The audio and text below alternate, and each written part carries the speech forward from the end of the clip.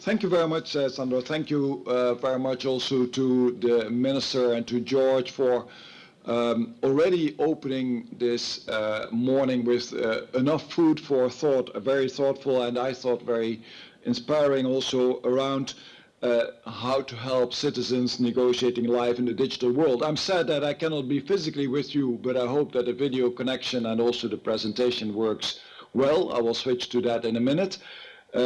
If not, then please wave, let me know. Not being there is also partially because your conference is actually very timely, as we are working here at this moment on the digital single market proposal that is supposed to be coming out in the month of May. Yesterday there was a discussion in the College of Commissioners here, and the train is moving forward very quickly. That keeps us very busy, and that's very much also about life in the digital world. Let me try to switch to the presentation. I hope that does work. So let me say a little bit about what we do in order to make it possible to live in that digital world in terms of cybersecurity and digital privacy as areas for which I have a responsibility. And just to start off with that, it's clear that we are not talking here about a single magical solution. Instead, we are talking about using a range of policy tools and with many different stakeholders involved, including you very much. That menu of policy tools is anything of what the Commissioner, or what the Minister also has been mentioning around directives, secondary legislation, codes of conduct, self and co-regulation, but not only at the regulatory or soft regulatory side.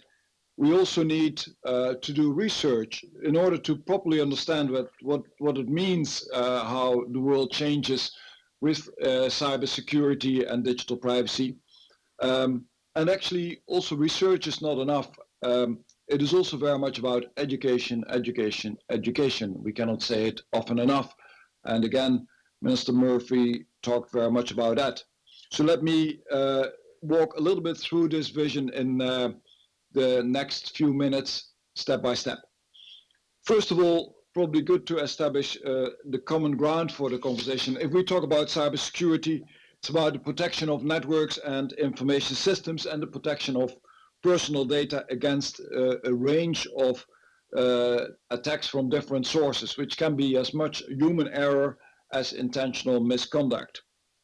And as these digital systems are really getting everywhere and being very pervasive, we are also ever more vulnerable to the various types of cyber risks, and they can have a real profound impact far beyond the digital, but also very much in the physical space, in the physical world. For instance, in June 2013, we saw that thousands of flights were delayed at Swanwick in the UK due to air traffic control problems, and it turned out that there was a software glitch in the software used by the air traffic controllers that stopped functioning, that made that the software stop functioning during an upgrade.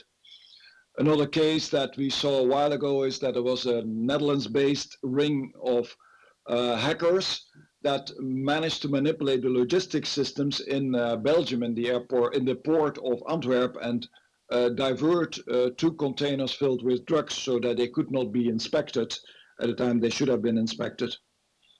And it's quite often also that we see that these cyber attacks result in personal data being disclosed, and with all the impact that that then has on individuals' privacy and potential harmful effect. Not too long ago, 2014, there was a report that looked into actually the reported data breaches that have been taking place in a relatively short period, when there were 200 of such data breaches in Europe, and nearly 250 million records, personal records, were lost. And it's then not even the unreported breaches. For sure, the figure is a lot higher. You're all aware of that, and in this area, it's only every day reading the newspapers that we see other incidents happening. And partially it's true, it's due to the fact that the internet hasn't been really designed for security and privacy, not at the time. At the time, it was perhaps a much more open world, and security and privacy was not foremost a design requirement. And getting that fixed is a hard thing. It will cost a lot of money, and there are concerns about can you still design in or redesign in privacy and security. Moreover, it's that global nature, the borderless nature of the cyberspace that makes it very difficult also to deal with cyber security issues and digital privacy issues at the national level only. And there is also the tendency that cybersecurity incidents come with a lot of malicious intent. There are malicious actors, hackers stealing personal information to empty a bank account, for example, exploiting vulnerabilities in IT systems, and the sophistication goes from spam and viruses to very complex botnets.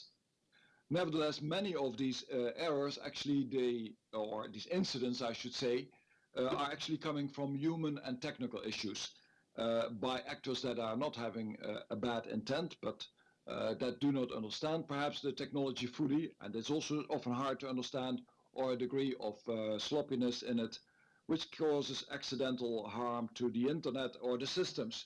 Someone accidentally downloading malware, using an unsecured USB drive, or bugs in software code that are almost unavoidable. So when we look at cybersecurity, we also have to recognize, and we do, I think, that it's still at an early age of the development. It's perhaps you have to look back at the appearance of cars at the beginning of the last century, around 1900. At that time, they were essentially also not so very secure or safe, but they were very empowering and very attractive. And it took a long time, in fact, to develop all of the impressive safety features that cars boast nowadays, like seat belts, ABS, airbags, and so on. And that's still going on. And by the way, it also has to be said, still going on because there is also a regulatory incentive behind that. So if we pursue the analogy, where are we with digital security compared to where cars perhaps were in the 1920s or 1930s? It's still early days. And it's also clear that we are talking here about socio-technical systems, and only a technological approach will for sure not work. We will not be able to fully eliminate cybersecurity risks, perhaps except in highly militarized environments, but then at a huge cost. And we are not working in siloed worlds. We are working in very much interconnected sectors and interconnected organizations where it's hard to make sure that cybersecurity and digital privacy is guaranteed throughout the complexity of these systems. And probably also the perceptions are different of what it means. If we talk about cybersecurity and being able to accept a certain degree of risk, then that certain degree of risk is probably quite different when we are talking about the financial environment, the banks, than when we are talking about a near future world of connected cars, where risks can mean loss of lives. Against this background then, what can the Commission, together with other actors, do to minimize the problems, if we taking into account that certainly we cannot solve it completely? And as said, a first tool for action is education. It's the promotion of a risk management culture that is a key policy response to cybersecurity. This is necessary for companies, for businesses, for administrations. It's also part of the underlying approach in the NIS Network and Information Security Directive that I will say a bit more about. But certainly it's also true that this education basket includes users, young people, children, to be educated about the risks for their personal information. It's a great challenge to inform citizens about cybersecurity and privacy risks, and to make our daily online behavior more secure. And that is certainly a task that concerns all of us, and all of us who have children also actually do think about that for your own kids. And so it's a task for anyone as educators, as authorities, as professionals in this sphere. And we see that also as part of our role in the European Commission, to work together with national authorities, to work together with companies, user organizations, to mobilize the resources that we can have access to, such as the European Network and Information Security Agency, ENISA.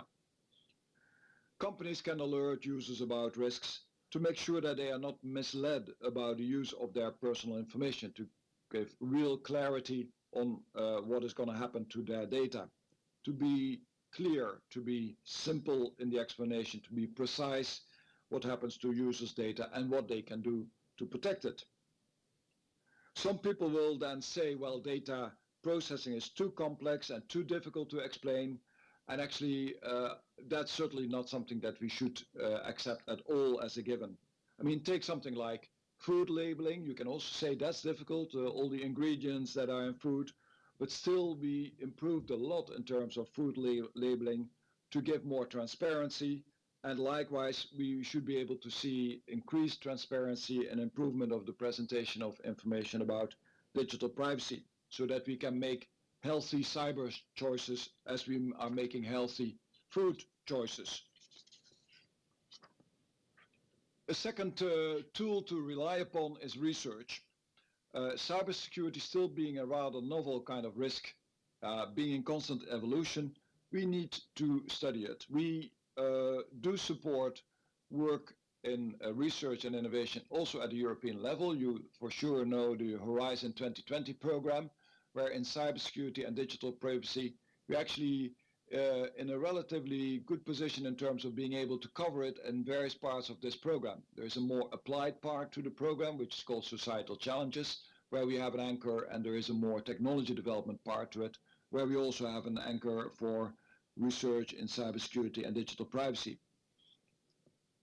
We also are working with a private-public cooperation called the Network and Information Security Platform, which has about 200 participants, and they have a working group on secure ICT research and innovation, and have been drafting a strategic research agenda, which is very helpful for us in order to define, for example, the work program for Horizon 2020 for the years to come. That also brings me to the third tool, which is the legal and regulatory support that we can give for network and information security and for digital privacy. First, the cybersecurity side and the network and information security side. Here we have at the moment on the table and under negotiation. This afternoon we are going to have a meeting with Parliament and Council on this network and information security directive. And that directive is based upon, you might say, the 3 C's of cybersecurity. Better capabilities to avoid and to respond to cybersecurity incidents, including capabilities at the member states level. So having in place, for example, proper CERT capability. A better culture, being more aware, more proactive, more transparent, with better checks and balances, based upon responsibility, accountability, and transparency. And more cooperation between the EU countries at the strategic and operational levels. So this is an important directive, also playing a role in the context of reinforcing trust and security in the digital single market. At the same time, we have under negotiation what the minister talked about, the proposal for the General Data Protection Regulation. That is the one that is to replace the Data Protection Directive of 1995, and it's making its way through the legislative process at this very moment, like the Network and Information Security Directive. The hope is that for the General Data Protection Regulation, the GDPR, it will be possible to get to an agreement by the end of this year. This also contains many provisions to minimize security mishaps. We cannot comment on all of these individual articles in the time here, but there are provisions to notify security breaches that involve personal information, the obligation to do privacy impact assessment, and also to implement privacy by design and by default. And all of that should have positive effects for security flaws that are upstream. Let me now present a few ideas for making a difference under this commission. And they are part of the framework of measures that we can propose to allow people, citizens in particular, to enjoy life in the digital society. One of that is to bring cybersecurity capabilities and cooperation to maturity. We are determined that the national capabilities can improve. We use the agency ENISA for that, and also we have put in place our own facility to protect the European institutions, the third EU, developing capabilities, better metrics, a better culture, better governance of the IT systems and the organizations around it, and the adoption of cooperation by all member states in order to step up the understanding and the capability to respond. All of this is necessary so that the cooperation becomes mature at the European level, certainly at a strategic level, and there a lot is happening already, but also at the operational level, so that we can respond collectively to serious cyber incidents that have a cross-border effect. And this also happens, this is to develop further in the cybersecurity field, but at the data protection field, we already have some precedents. We have the Article 29 Working Party, and there also the cooperation has led to, for example, starting joint investigations for infringements that transcend national boundaries. And that will be further enhanced once the General Data Protection Regulation is in place. And as the Minister said, the Council there has reached now a partial general approach on a one-stop mechanism.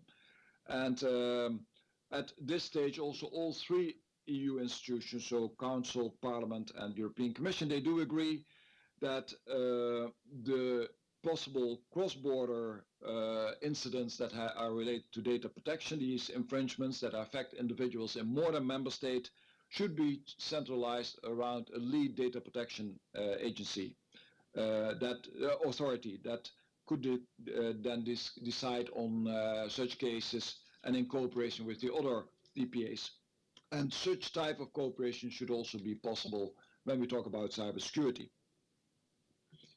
Now, as said, on the data protection front, we would like to see that there is a comprehensive policy framework. And here we are talking for sure about the data protection regulation itself that has to get in place, but also being complemented by codes of conduct, by self and co-regulation, by standards, by technological solutions, also those that are designed from the perspective of citizens to understand what data protection actually means and to make life a lot easier when you're dealing with your personal data, to implement privacy by design and privacy by default.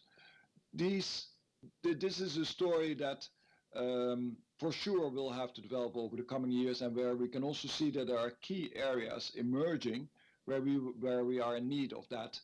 One of those areas is, for example, health, mobile health. We have launched last year a green paper on mobile health, and this topic came out clearly as one to address. How do you now, in mobile health, where you have connected devices that monitor your vital signs, that are connected to larger health systems, how do you properly deal in that limited space that you have on the screen with the protection and information on personal data? And then, last but not least, another measure that we are developing is to make Europe stronger in cybersecurity, industrial and technological capabilities. We would like to see that that part of that global cybersecurity market is also being served by European companies, and that Europe has a real strength in cybersecurity and digital privacy. And the good thing is we have the right value set in Europe and the right mentality in Europe, and actually it's an asset that you can sell worldwide. Of all the continents in the world, probably Europe is still seen as the one that is best representing the values that you need to have in digital space. And therefore we are working on developing a European strategy for industrial strategy for cybersecurity to make Europe a leader in cybersecurity preparedness and trustworthy ICT. That means solutions, IT equipment and software that protect citizens, companies and public institutions online, and where we can complement and build upon our regulatory and technological environment to also have a strong place serving the demand side of the market. We are sure that in this we can also make good use of synergies with other technological developments. Europe has quite strong developments going on, for example, in networks. Take things like 5G, in Internet of Things, in connected cars, in mobile health, as I already said, And these are all very fruitful areas which you will also see appearing, for example, in concrete investments in Horizon 2020, where we can strengthen our industrial presence. So let me finish here. Um, as this hopefully showed, and also the previous talks for sure said, there's plenty that is being done and plenty that has been done. There's a lot more to be done. And I would hope that with this we can move perhaps in next year's Digital Enlightenment Forum from negotiating life in digital world to enjoying life in the digital world, or perhaps even enlightening our lives in the digital world. So thank you very much. And I'm open for questions if you wish to do that. Thank you.